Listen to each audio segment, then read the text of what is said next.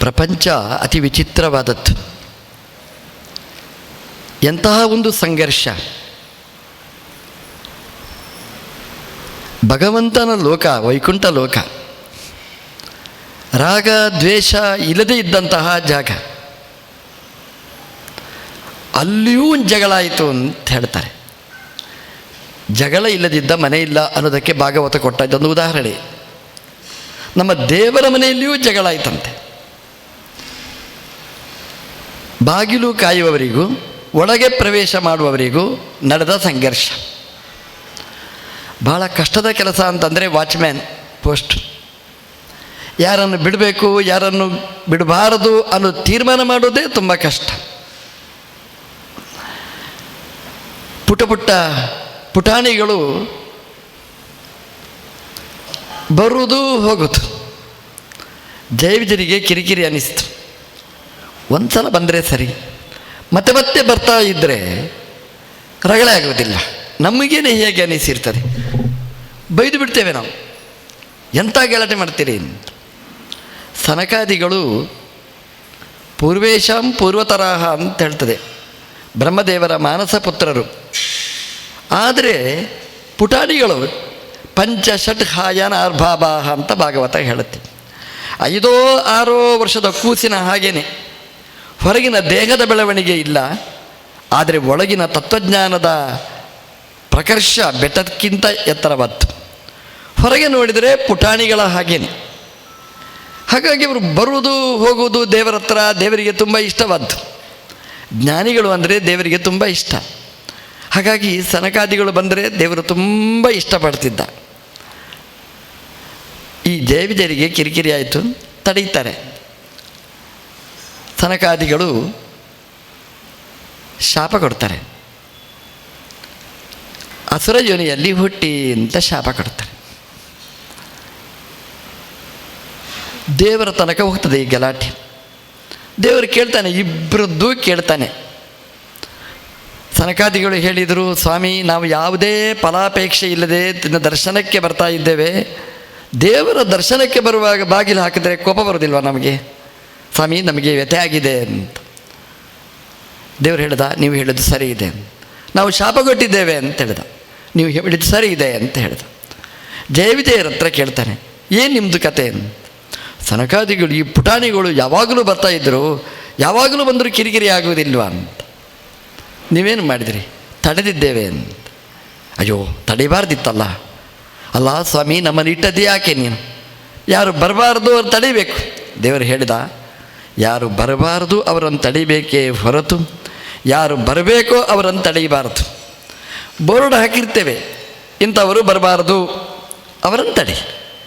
ಜ್ಞಾನಿಗಳು ದೇವರ ಹತ್ರ ಬರಬೇಕಾದವರು, ಅವರನ್ನು ತಡೆದದ್ದು ತಪ್ಪು, ನೀವು ಮಾಡಬಾರ್ದಿತ್ತು ಅಂತ ಭಗವಂತ ತೀರ್ಮಾನ ಕೊಡ್ತಾನೆ. ಜಯವಿಜಯರು ಶಾಪಗ್ರಸ್ತರಾಗಿ ಭೂಮಿಗೆ ಬಂತ. ನಾವು ಗಮನಿಸಬೇಕಾದ ಅಂಶ, ಒಂದು ಜ್ಞಾನ, ಒಂದು ಕರ್ಮ. ಈ ಎರಡರಲ್ಲಿ ದೇವರಿಗೆ ಯಾವುದು ಇಷ್ಟ? ಜ್ಞಾನ ಇಲ್ಲದೆ ಬರೀ ಯಾಂತ್ರಿಕವಾದ ಕರ್ಮ ದೇವರಿಗೆ ಇಷ್ಟ ಆಗುವುದಿಲ್ಲ. ಜ್ಞಾನ ಎಂಬುದು ದೇವರಿಗೆ ತುಂಬ ಇಷ್ಟ. ಸಾಮಾನ್ಯವಾಗಿ ನಾವು ದೇವಸ್ಥಾನಕ್ಕೆ ಬರೋದು ಅಂದರೆ ಹಾಗೇನೆ. ಬರುವಾಗ ಒಬ್ಬರೇ ಬಂದಿರ್ತೇವೆ. ದೇವಸ್ಥಾನಕ್ಕೆ ಬಂದಾಗ 10 ಜನ ಸಿಗ್ತಾರೆ. ಹೇಗಿದ್ದೀರಿ? ಚೆನ್ನಾಗಿದ್ದೀರಾ? ಎಲ್ಲಿಂದ ಬಂದಿರಿ? ಏನಾಯಿತು? ಬೆಳಿಗ್ಗೆಯಲ್ಲಿ, ಮಧ್ಯಾಹ್ನ ಅಲ್ವಾ? ದೇವಸ್ಥಾನದಲ್ಲಿ ನಾವು ಬರುವುದು ದೇವರನ್ನು ನೋಡಲಿಕ್ಕೆ ಅಂತ. ಆದರೆ ನಮ್ಮ ಊರಿನ ವ್ಯವಹಾರ ಎಲ್ಲ ದೇವಸ್ಥಾನದಲ್ಲಿ ಅಂತ ಆದರೆ, ದೇವರು ಹೇಳಿದ, ನನ್ನನ್ನು ನೋಡಲಿಕ್ಕೆ ಬಂದದ್ದ, ನನ್ನ ಹತ್ರ ಮಾತಾಡಲಿಕ್ಕೆ ಬಂದದ್ದ, ಊರಿನವ್ರ ಹತ್ರ ಮಾತಾಡಲಿಕ್ಕೆ ಬಂದದ್ದ? ಯಾರ ಹತ್ರನೋ ಮಾತಾಡೋದಾದರೆ ಊರೇ ಇರುವಾಗ ದೇವಾಲಯ ಯಾಕೆ ಬೇಕು? ದೇವರಿಗೆ ಜ್ಞಾನ ಅನ್ನೋದು ಇಷ್ಟ. ದೇವಸ್ಥಾನಕ್ಕೆ ಬರುವಾಗ ಮಾತು ಸ್ತಂಭನೆ ಮಾಡಿ ದೇವರಿಗೆ ನಮ್ಮ ಮನಸ್ಸನ್ನು ಅರ್ಪಿಸಿದರೆ ದೇವರು ಇಷ್ಟಪಡ್ತಾನೆ. ಬರೀ ಯಾಂತ್ರಿಕ ಪ್ರದಕ್ಷಿಣೆಗಿಂತ ಅನುಸಂಧಾನಕ್ಕೆ ದೇವರು ತುಂಬ ಒತ್ತು ಕೊಡ್ತಾರೆ. ಹಾಗಾಗಿ ದೇವಾಲಯಕ್ಕೆ ಬರುವಾಗ, ದೇವರ ಹತ್ರ ಬರುವಾಗ ಸನಕಾದಿಗಳಾಗಬೇಕಂತೆ ನಾವು. ಅದರ ಜೊತೆಗೆ ಜಯವಿಜಯರೂ ಬೇಕು, ಕರ್ಮನೂ ಬೇಕು ನಮಗೆ. ಕರ್ಮ ಮತ್ತು ಜ್ಞಾನ ಎರಡು ಒಟ್ಟಿಗಿದ್ದರೆ ಚಂದ. ಆದರೆ ಕರ್ಮ ಮತ್ತು ಜ್ಞಾನಗಳಿಗೆ ಸಂಘರ್ಷ ಬಂದರೆ ಜ್ಞಾನಕ್ಕೇ ದೇವರು ಪ್ರಾಶಸ್ತ್ಯವನ್ನು ಕೊಡ್ತಾನೆ. ಜಯವಿಜಯರು ಭೂಮಿಗೆ ಬರ್ತಾರೆ. ನಮಗೆ ಅನ್ನಿಸ್ತದೆ ಹಾಗಾದರೆ ನಮ್ಮದು ಕರ್ಮ ಎಲ್ಲ ವ್ಯರ್ಥನ? ಬರೀ ಜ್ಞಾನ ಅಂತಂದರೆ ಮನೆಯೊಳಗೆ ಕೂಡ್ಬೋದು, ಹಾಗಾದರೆ ದೇವಾಲಯಕ್ಕೆ ಬರುವುದೇ ವ್ಯರ್ಥನ, ಕರ್ಮ ವೇಷ್ಟ ಅಂತ ನಮಗೆ ಅನಿಸ್ತದೆ. ಎಷ್ಟು ಅನ್ಯಾಯ ಮಾಡಿದ ಕರ್ಮ. ಜಯ ವಿಜಯರು ಮಾಡಿದ ದ್ವಾರಪಾಲಕತನ, ಅದಕ್ಕೆ ಅನ್ಯಾಯ ನಡೆಯಿತು ಅಂತ ಹೇಳಿದಾಗ ಅನ್ಯಾಯ ಆಗಲಿಕ್ಕೆ ಬಿಡಲಿಲ್ಲ ಅಂತೆ. ದೇವರ ಕೃಪೆ ಅಂದರೆ ಹೇಗಿರ್ತದೆ, ಸನಕಾದಿಗಳಿಗೆ ಜ್ಞಾನಕ್ಕೂ ಒಂದು ನ್ಯಾಯವನ್ನು ಕೊಟ್ಟ, ಅವರ ಶಾಪ ಫಲಿಸುವ ಹಾಗೆ ಮಾಡಿದ. ಆದರೆ ಆ ಜಯ ವಿಜಯರು ಭೂಮಿಗೆ ಬಂದರೆ ನಮ್ಮ ಸ್ವಾಮಿ ಭೂಮಿಗೆ ಬಂದ ಅಂತೆ. ಯಾರು ದೇವರ ಸೇವೆ ಮಾಡ್ತಾರೆ ಅವರನ್ನು ಕೈ ಬಿಡುವುದಿಲ್ಲ, ಅವರ ಬೆನ್ನ ಹಿಂದನೇ ಸ್ವಾಮಿ ಬಂದ ಅಂತೆ. ಅವರು 3 ಜನ್ಮ ಪಡೆದರೆ ನಮ್ಮ ದೇವರು 4 ರೂಪ ಸ್ವೀಕಾರ ಮಾಡಿದಂತೆ. ನೋಡಿ, ನಾವು ಮಾಡಿದ ಕರ್ಮಕ್ಕೆ ಫಲ ಕೊಡಲಿಕ್ಕೆ ಭಗವಂತ ನಮ್ಮ ಜೊತೆಗೆ ನಾವು ಬರೋದಕ್ಕಿಂತ ಜಾಸ್ತಿ ದೇವರು ಬರ್ತಾನೆ ಅಂತೆ ಭೂಮಿಗೆ. ಹಿರಣ್ಯಾಕ್ಷ ಹಿರಣ್ಯಕಶಿಪುವಾಗಿ ಮೊದಲು ಭೂಮಿಗೆ ಬರ್ತಾರೆ, ದ್ವಿತೀಯ ಗರ್ಭದಲ್ಲಿ ಹುಡ್ತಾರೆ. ನಮ್ಮ ದೇವರು ವರಾಹದೇವರಾಗಿ ನರಸಿಂಹದೇವರಾಗಿ ಅವತರಿಸ್ತಾನೆ. ಮತ್ತೆ ಪುನಃ ಅವರು ರಾವಣ ಕುಂಭಕರ್ಣರಾಗಿ ಭೂಮಿಗೆ ಬಂದಾಗ ನಮ್ಮ ದೇವರು ರಾಮನಾಗಿ ಅವತಾರ ಎತ್ತಾನೆ. ಮತ್ತೆ ಶಿಶುಪಾಲ ದಂತವಕ್ರರಾಗಿ ಭೂಮಿಗೆ ಬಂದಾಗ ನಮ್ಮ ದೇವರು ಶ್ರೀಕೃಷ್ಣನಾಗಿ ಧರೆಗೆ ಬರ್ತಾನೆ. ತನ್ನ ದ್ವಾರವನ್ನು ಕಾದವರನ್ನು ಭಗವಂತ ಹೇಗೆ ಕಾಯ್ತಾನೆ ಅನ್ನೋದಕ್ಕೆ ಇದೊಂದು ಚಿಕ್ಕ ಉದಾಹರಣೆ ಭಾಗವತ ನಮಗೆ ನೀಡಿತ್ತು. ನಾವು ದೇವಾಲಯದಲ್ಲಿ ಏನು ಮಾಡಿದರೂ ಭಗವಂತ ಅದಕ್ಕೆ ಫಲ ಕೊಡ್ತಾನೆ, ಭಗವಂತ ಅನುಗ್ರಹಿಸ್ತಾನೆ ಅನ್ನೋದಕ್ಕೆ ಇದೊಂದು ನಿದರ್ಶನ. ದ್ವಿತೀಯ ಗರ್ಭದಲ್ಲಿ ಬಂದ ಹಿರಣ್ಯಾಕ್ಷ ಅನ್ಯಾಯ ಕರ್ಮವನ್ನು ಮಾಡಿದಾಗ ಒಬ್ಬರಿಗಲ್ಲ, ಇಡೀ ಭೂಮಿಯನ್ನೇ ಮುಳುಗಿಸುವ ಕೆಲಸ ಮಾಡಿದ. ನಮಗೂ ಅಭ್ಯಾಸ ಇದೆ, ಯಾರ್ದೋ ಭೂಮಿಯನ್ನು ಯಾರೋ ಮುಳುಗಿಸುವುದನ್ನು ನಾವು ನೋಡ್ತಾ ಇರ್ತೇವೆ. ಇಡೀ ಭೂಮಿಯನ್ನೇ ಮುಳುಗಿಸಿದವ ಹಿರಣ್ಯಾಕ್ಷ. ನಮ್ಮ ದೇವರು ಆ ಭೂಮಿಯನ್ನು ಎತ್ತಿ ಭಗವಂತ ಆ ಭೂಮಿಗೆ ಒಂದು ನ್ಯಾಯವನ್ನು ಕೊಟ್ಟವ. ಹಾಗಾಗಿ ಆ ವರಾಹದೇವರನ್ನು ನಾವು ನೆನಪಿಸಿಕೊಂಡ್ರೆ ನಮಗೆ ಭೂಮಿಯ ಸಮಸ್ಯೆಗಳು ಏನಿದ್ರೂ ಕೂಡ ಅದು ದೂರ ಆಗುತ್ತೆ ಅಂತ. ಭೂಮಿಗೆ ನ್ಯಾಯ ಕೊಟ್ಟವನು ದೇವರು. ಸಾಮಾನ್ಯವಾಗಿ ಭೂಮಿಯ ಬಗ್ಗೆ ಜಗಳ ನಡೆಯುತ್ತಲೇ ಇರ್ತದೆ. ನಮ್ಮ ಜಾಗದಲ್ಲಿ ನೀವು ಮರ ನೆಟ್ಟಿದ್ದೀರಿ, ನಮ್ಮ ಜಾಗದಲ್ಲಿ ಹಣ್ಣು ಬಿದ್ದಿದೆ, ಜಗಳ ಆಗ್ತಲೇ ಇರ್ತದೆ. ಇಂತಹ ಸಮಸ್ಯೆಗಳು ಅದು ಪರಿಹಾರ ನಮ್ಮ ವರಾಹದೇವರ ಉಪಾಸನೆಯಿಂದ ಆಗ್ತದೆ ಅಂತ ಭಾಗವತ ಹೇಳುತ್ತೆ. ವರಾಹದೇವರನ್ನು ಸ್ಮರಣೆ ಮಾಡಿದರೆ ವರಾಹದೇವರು ಆ ಭೂಮಿಗೆ ಸಂಬಂಧಪಟ್ಟಂತಹ ಸಮಸ್ಯೆಗಳು ಅದನ್ನು ಭಗವಂತ ದೂರ ಮಾಡ್ತಾನೆ ಅನ್ನುವಂತಹ ಚಿಂತನೆಯನ್ನು ಶ್ರೀಮದ್ ಭಾಗವತ ನಮಗೆ ನೀಡಿದೆ. ಹಿರಣ್ಯಕಶಿಪುವ ಇನ್ನೊಂದು ಜನ್ಮ, ಒಂದು ಹಿರಣ್ಯಾಕ್ಷನ ಜೊತೆಗೆ ಹಿರಣ್ಯಕಶಿಪು ಭೂಮಿಗೆ ಬರ್ತಾನೆ. ಹಿರಣ್ಯಕಶಿಪು ರಾಜನಾಗ್ತಾನೆ. ರಾಜನಾದರೆ ಅವನಿಗೆ ತಪಸ್ಸು ಮಾಡಬೇಕು ಅಂತ ಕಾಣಿಸಿತು. ಏಕಾಂತ ಜಾಗಕ್ಕೆ ಬರ್ತಾನೆ. ಸಾಮಾನ್ಯವಾಗಿ ನಮಗೆ ಅಧಿಕಾರ ಬಂದಾಗ ದೇವರನ್ನು ಮರೆಯುವುದು ಜಾಸ್ತಿ. ಹಿರಣ್ಯಕಶಿಪುವಿನಿಂದ ನಾವು ಕಲಿಬೇಕಾದ ಒಂದು ಪಾಠ ಇದೆ. ಅರಸೊತ್ತಿಗೆ ಬಂದರೂ ಕೂಡ ದೇವರನ್ನು ಮರೀಲಿಲ್ಲ. ಇದು ನಾವು ನೆನಪಿಟ್ಟುಕೊಳ್ಬೇಕಾದ್ದು. ನಿಜವಾಗಿ ದೈತ್ಯ ವಂಶ, ಕೆಟ್ಟ ಯೋನಿ. ಹಾಗಾಗಿ ದೇವರನ್ನು ಮರೆಯುವ ಜಾಗದಲ್ಲಿ ಹುಟ್ಟಿದವ. ಆದರೆ ತಪಸ್ಸಿಗೆ ಅಂತ ಹೊರಟ. ಇದು ನಾವು ನೆನಪಿಟ್ಟುಕೊಂಡ್ರೆ ಒಬ್ಬ ದೈತ್ಯನೇ ತಪಸ್ಸು ಮಾಡಿದ್ದಾನೆ ಅಂತಾದರೆ ನಮ್ಮ ಜೀವನದಲ್ಲಿ ಒಂದು ಕಿಂಚಿತ್ತಾದರೂ ತಪಸ್ಸು, ಬೆಳಿಗ್ಗೆ ಎದ್ದ ತಕ್ಷಣ ದೇವರಿಗೆ ಒಂದು ದೀಪ ಹಚ್ಚಿ ಕೈ ಮುಗಿದು ದೇವರಿಗೆ ನಮಸ್ಕಾರ ಮಾಡುವುದನ್ನು ಪರಿಪಾಟಿಯಲ್ಲಿ ಇಟ್ಟುಕೊಂಡರೆ ಭಾಗವತ ಕೇಳಿದ್ದು ಸಾರ್ಥಕ ಆಗ್ತದೆ. ಹಿರಣ್ಯಕಶಿಪು ತಪಸ್ಸಿಗೆ ಹೋಗ್ತಾನೆ. ಏಕಾಂತವಾದ ಜಾಗಕ್ಕೆ ತಪಸ್ಸಿಗೆ ಹೋಗ್ತಾನೆ. ದೇವರು ಬರಬೇಕಾದ್ರೆ ಏಕಾಂತವಾದ ಜಾಗ ಆಗಬೇಕು. ಯಾರಿಗೂ ಕಾಣದಿದ್ದ, ಅಂದರೆ ಸೂರ್ಯನ ಛಾಯನೂ ಬೀಳದೇ ಇರತಕ್ಕಂತಹ ಜಾಗಕ್ಕೆ ಹೋಗಿದ್ದಾನಂತೆ. ಮಂದರದ್ರೋಣಿ, 2 ಬೆಟ್ಟಗಳು ಸಂಧಿಸುವ ಆ ಓಣಿಯಲ್ಲಿ ಅವನು ತಪಸ್ಸು ಮಾಡಿದ್ದಾನಂತೆ. ಎಷ್ಟು ದಿನ ತಪಸ್ಸು, ಎಷ್ಟು ಗಂಟೆ ಅಲ್ಲ, 100 ವರ್ಷ ತಪಸ್ಸು ಮಾಡಿದ್ದಾನಂತೆ ಹಿರಣ್ಯಕಶಿಪು. ಎಂತಹ ತಪಸ್ಸು! ತಪಸ್ಸಿಗೆ ಹೋಗುವಾಗ ಚಾಪೆ ಬೆಡ್ಡಿಂಗ್ ಹಿಡ್ಕೊಂಡು ಹೋಗಲಿಲ್ಲ ಅವನು. ಯಾಕೆ? ಮಲಗಲಿಕ್ಕೆ ಹೋದ್ದಲ್ಲ, ತಪಸ್ಸಿಗೆ ಹೊತ್ತು. ಹೋಗುವಾಗ ಕ್ಯಾರಿಯರ್ ಇಟ್ಕೊಂಡು ಹೋಗಲಿಲ್ಲ, ಬುತ್ತಿ ಕಟ್ಟಿಕೊಂಡು ಹೋಗಲಿಲ್ಲ ಅವನು, ಹೋದ್ದು ತಪಸ್ಸಿಗೆ. ಆಹಾರ ತೊರೆದ, ನಿದ್ರೆಯನ್ನು ತೊರೆದ, ದೇಹದ ಮೇಲಿರತಕ್ಕಂತಹ ವ್ಯಾಮೋಹವನ್ನು ಬಿಟ್ಟ ತಪಸ್ಸು ಮಾಡಿದ. ನಮ್ಮ ದೇವರ ಪೂಜೆ ಹೇಗಿರಬೇಕು? ದೇವಸ್ಥಾನಕ್ಕೆ ಬಂದರೆ ಯಾವುದರಲ್ಲಿಯೂ ವ್ಯಾಮೋಹ ಇಲ್ಲದೆ ಭಗವಂತನಲ್ಲಿಯೇ ನಮ್ಮ ಮನಸ್ಸನ್ನು ಇಟ್ಟರೆ ಹೇಗೆ ಒಲಿತಾನೆ ಅನ್ನೋದಕ್ಕೆ ಹಿರಣ್ಯಕಶಿಪು ನಿದರ್ಶನ ನಮಗೆ. ಹಿರಣ್ಯಕಶಿಪು ಆ ಮಂದರ ದ್ರೋಣಿಯಲ್ಲಿ ಬರೀ ಅಂಗುಟದಲ್ಲಿ ನಿಂತು ತಪಸ್ಸು ಮಾಡಿದ. ಬರೀ ಪಾದ ಊರಿದ್ದಷ್ಟೇ ಅಲ್ಲ, ಬರೀ ಅಂಗುಷ್ಟಾಶ್ರಿತಾವನಿ ಅಂತ ಭಾಗವತ ಹೇಳುತ್ತೆ. ಉಂಗುಟದಲ್ಲಿ ನಿಂತು ತಪಸ್ಸು ಮಾಡಿದ 100 ವರ್ಷ ಅಂತ.